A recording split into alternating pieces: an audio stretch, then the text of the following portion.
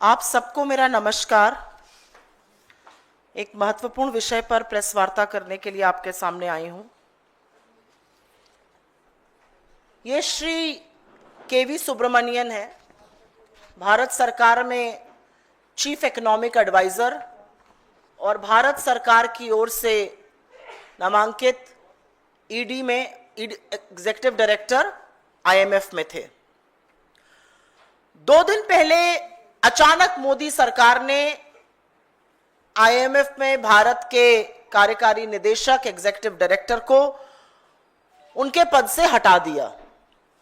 6 महीने का उनका कार्यकाल बचा था, 3 साल का कार्यकाल होता है। सरकार ने अभी तक अधिकृत तौर पर कोई भी रीजन नहीं बताया है कि इनको इनके पद से क्यों हटाया गया है, और अमूमन ऐसा होता नहीं है। 6 महीने का टाइम बचा हो, यकाएक एकदम से हटा देना, ये थोड़ा सा एक रेयर स्टेप था।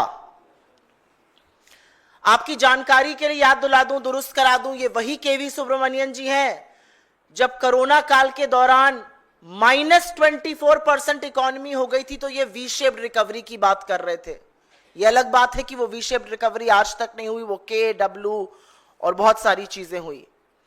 इन्होंने सरकार का चरण वंदन करना, इन्होंने सरकार का चीयर लीडर बनने पर ज्यादा अहमियत दी, बजाय कि सरकार को कुछ अच्छे इकोनॉमिक पॉलिसीज के बारे में या आर्थिक सलाहकार के तौर पर सही राय दे सकें।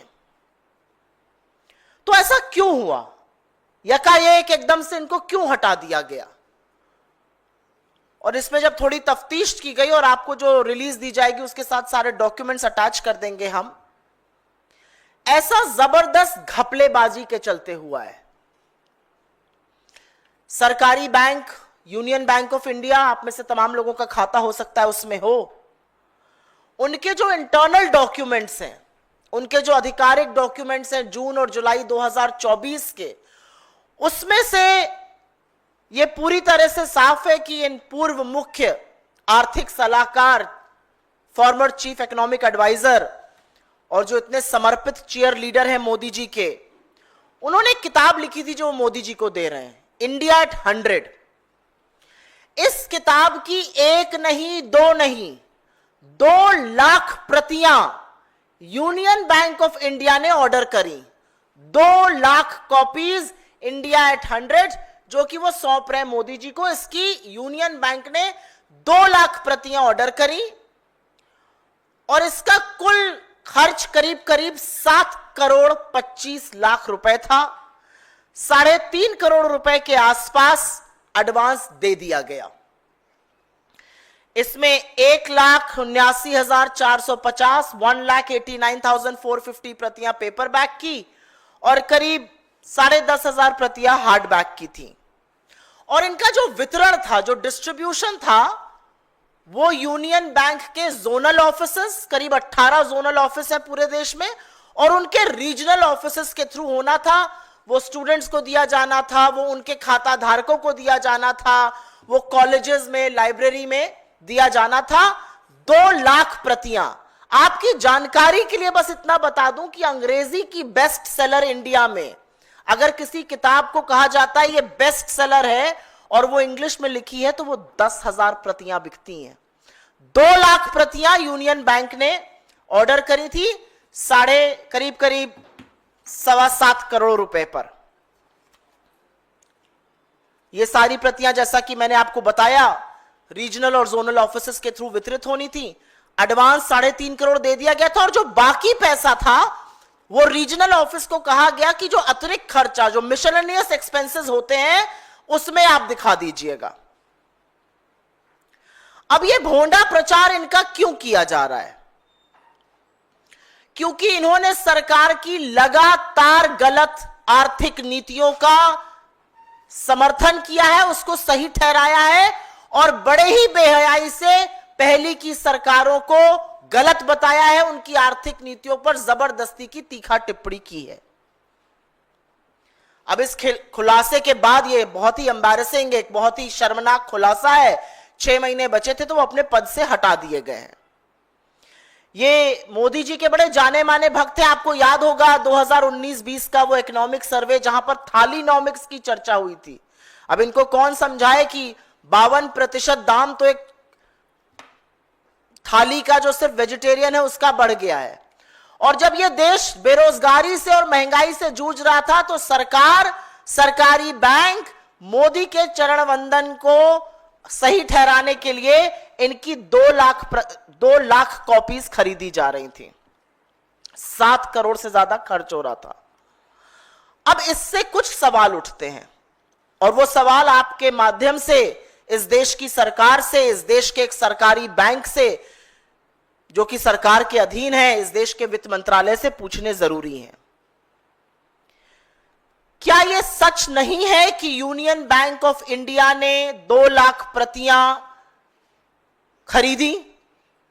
क्या यूनियन बैंक ऑफ इंडिया ने अपने बोर्ड ऑफ डायरेक्टर्स से यह पैसा, यह खर्च अप्रूव कराया था? क्या यूनियन बैंक ऑफ इंडिया ने अपने रीजनल ऑफिसर्स को कहा कि आप यह पैसा अपने मिसलेनियस खर्चे में डाल दीजिए? क्या यूनियन बैंक ऑफ इंडिया ने ऐसा करते वक्त डिपार्टमेंट ऑफ फाइनेंशियल सर्विसेज, जो फाइनेंस मिनिस्ट्री का एक डिपार्टमेंट है, उसका अनुमति ली थी? क्या उनके पास बोर्ड का अप्रूवल था? यह हमारा पहला सवाल है। और क्योंकि यह पैसा बीजेपी के हेडक्वार्टर से नहीं आया था, ऐसा नहीं था कि यूनियन बैंक को यह पैसा बीजेपी वाले मोदी जी की छवि सुधारने के लिए, मोदी जी के चरण वंदन के लिए दे रहे हैं। यह पैसा इस देश का पब्लिक फंड है, आपका, हमारा, जनता का पैसा है, क्योंकि यह सार्वजनिक बैंक है।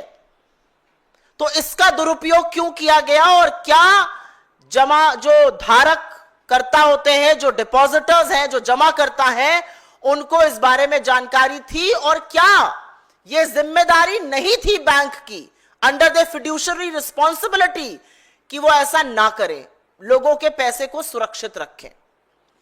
तीसरा सवाल, क्या वित्त मंत्रालय ने इस बात की जांच की है कि इतनी बेशर्मी से यह कॉन्फ्लिक्ट ऑफ इंटरेस्ट कैसे हुआ? और सिर्फ क्योंकि कृष्णमूर्ति सुब्रमण्यन जी सरकार के बड़े नजदीक थे, सरकार का बड़ा गुणगान करते थे, क्या सिर्फ इसीलिए उनको छूट दी गई ये कॉन्फ्लिक्ट ऑफ इंटरेस्ट करते हुए? इसके अलावा एक और आरोप लग रहा है और यह बहुत संगीन आरोप है।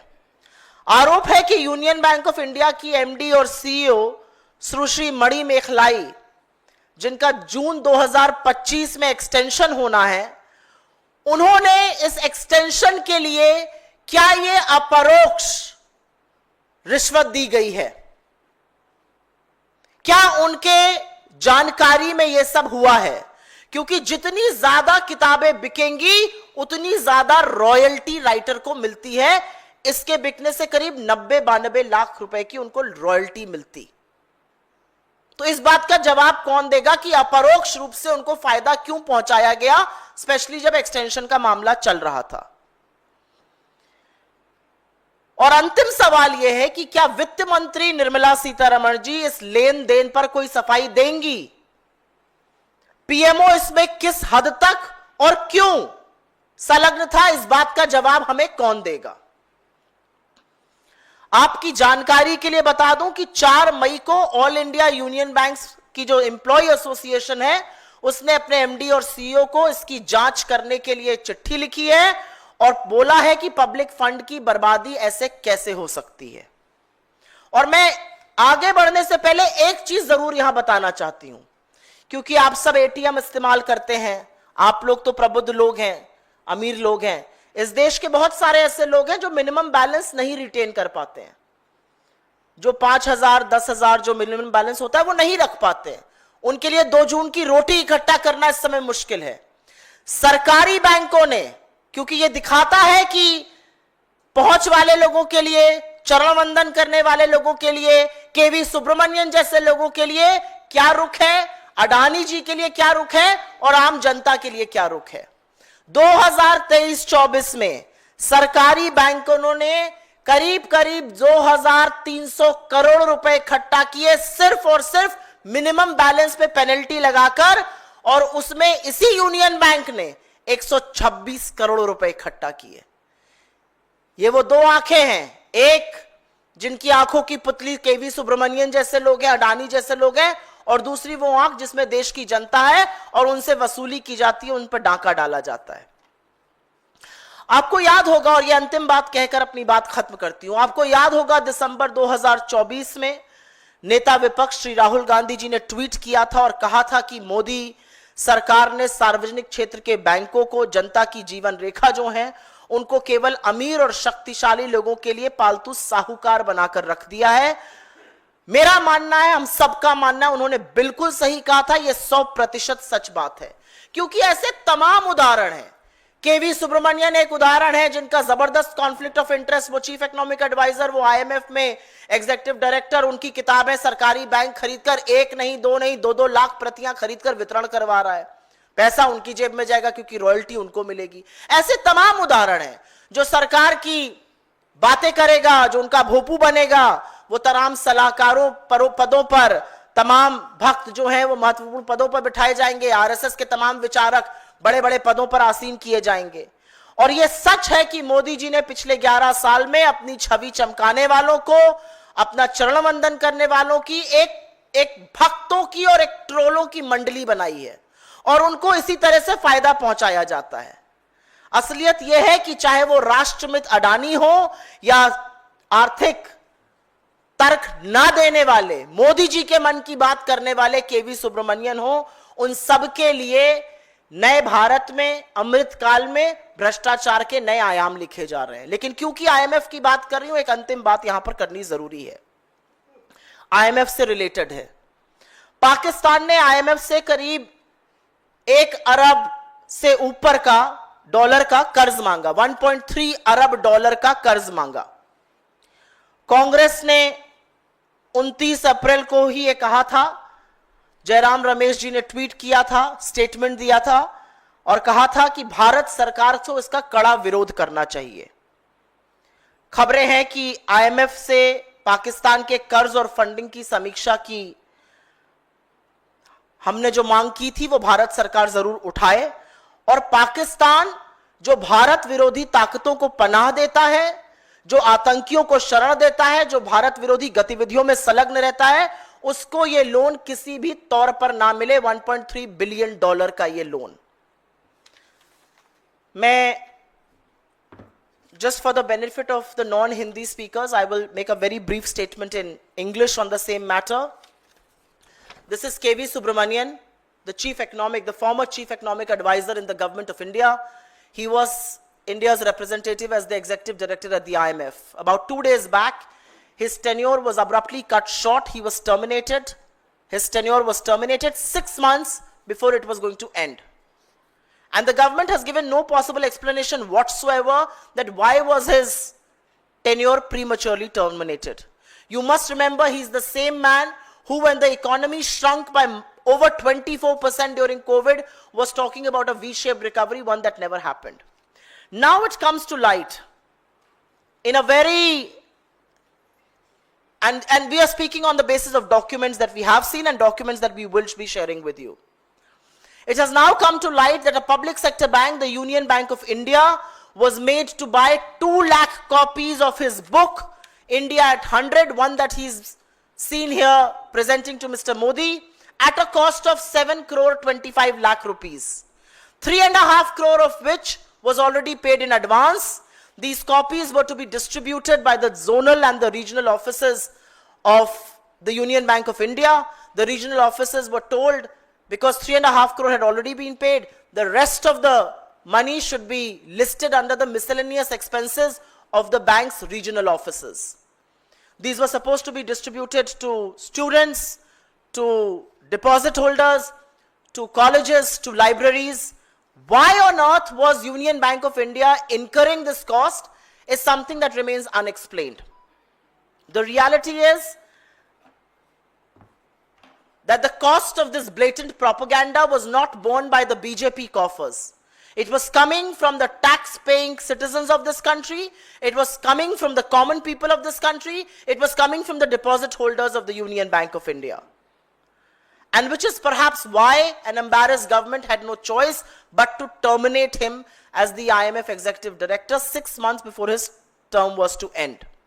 You must remember here that he's the same person who in 2019-20's economic survey spoke about Thalinomics, doesn't spare a word about how prices of food expenses have gone up by 52%, and at a time when India was struggling and reeling under high prices and unemployment, the government and a public sector bank was busy buying books to the tune of 2 lakh copies.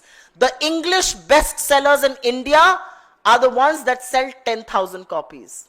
So you can understand the amount of royalty he would have collected, and which is why some very important questions need to be raised about this wasteful expenditure. Did Union Bank of India take prior permission of its board to buy 2 lakh copies? Did it have a prior approval of the Department of Financial Services? What is the intended purpose of buying these books and distributing them through regional and zonal offices, other than the fact that he was a big cheerleader of Mr. Modi, and this was a way to compensate him for God alone knows what favors? Has the Finance Ministry investigated how could something as blatant as this conflict of interest go through, and how involved was the PMO in this whole affair? There's one very important point here. The MD and CEO of Union Bank, Ms. Mani Mekhalai, is due for an extension in June 2025. Was she involved with the decision to procure these copies? Did she approve the procurement of these copies? And was this a way to compensate through the way of royalties, Mr. KV Subramanian? And last but not the least, what is the Finance Ministry doing to probe the blatant misuse of public funds, funds of depositors, funds of common Indians? And what was the extent of PMO's involvement, and why was the PMO involved, if at all, in distribution and procurement of these copies? I must very gently point out here that on the 4th of May, the Union Bank Employees Association has written a letter to the MD and CEO asking for a fair probe and about this wasteful expenditure. You must also be reminded here of how benevolent these public sector banks are when it comes to common people like you, me, and others. The reality is that these public sector banks in 2023-24 have collected over 2,300 crore rupees in penalty for not being able to maintain minimum balance. They charge you for ATM withdrawals, and Union Bank collected almost 126 crore alone by way of penalty. You will also remember that in December 2024, leader of opposition Shri Rahul Gandhi had tweeted that Modi government has only made public sector banks, which are the lifeline of the public, pet money lenders for the rich and powerful companies. He was absolutely right, as events since have then unfolded. There are various examples of advisors, RSS workers, cheerleaders of Modi government being appointed to important positions, and some of them being compensated like Mr. Subramanian would have been by way of a very handsome and hefty royalty. The reality is that when it comes to giving economic sane advice, that did not come in from Mr. Subramanian. He was a cheerleader who spoke the Prime Minister's Man Ki Baat instead of giving some sane economic and fiduciary advices. And while we are talking about the IMF, a related but an important issue, Pakistan has asked for a loan of $1.3 billion from the International Monetary Fund. Congress General Secretary Jairam Rameshji on the 29th of April had raised this issue and had urged the Indian government to strongly oppose this. We are given to understand that the IMF board will be reviewing this loan and funding shortly, and we hope that India's demand for rejection of this loan will be adhered to, because Pakistan, which gives shelter and indulges in anti-Indian activity, cannot be given a single penny by any multilateral agency. This is all that I have to say. Your questions are welcome. If you please ask me questions in suo motu, I'll be very, very grateful.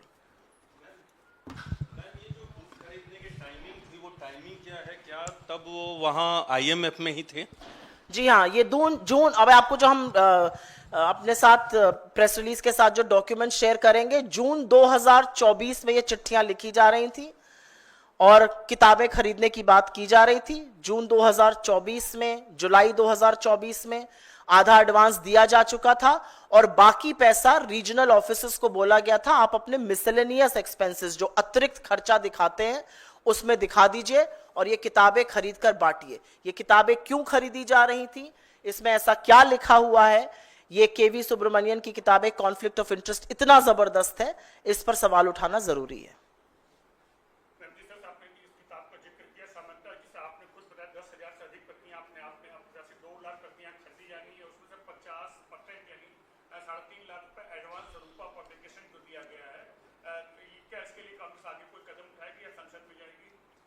आपके माध्यम से हम सबसे पहले इस सच को दुनिया के सामने ला रहे हैं।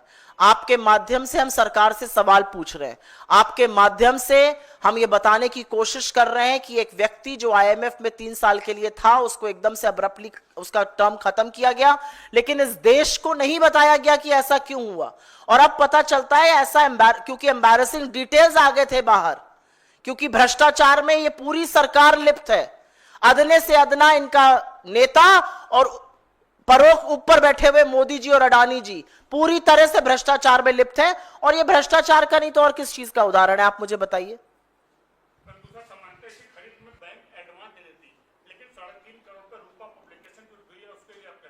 तो एडवांस ही दिया ना, जो 3.5 करोड़, 7 करोड़ 25 लाख का टोटल बिल था, 3.5 करोड़ एडवांस दिया गया। ये किसका पैसा था? ये एमडी और सीईओ या बीजेपी के खाते से तो नहीं आया था।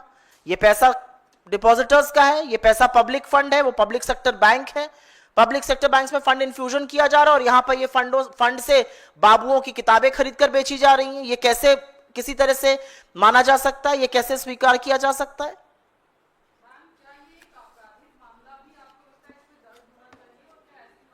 आई डू बिलीव, मुझे ऐसा लगता है कि वित्त मंत्रालय इस पर चुप नहीं रह सकता है।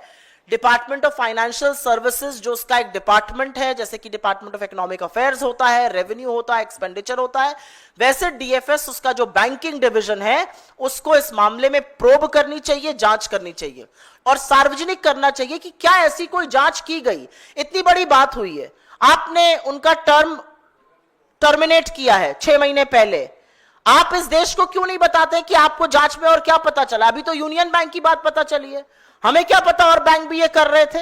ये जांच तो सिर्फ सरकार कर सकती है, ये जांच विपक्ष तो नहीं कर सकता है, ना हम कर सकते हैं बैठकर यहां से।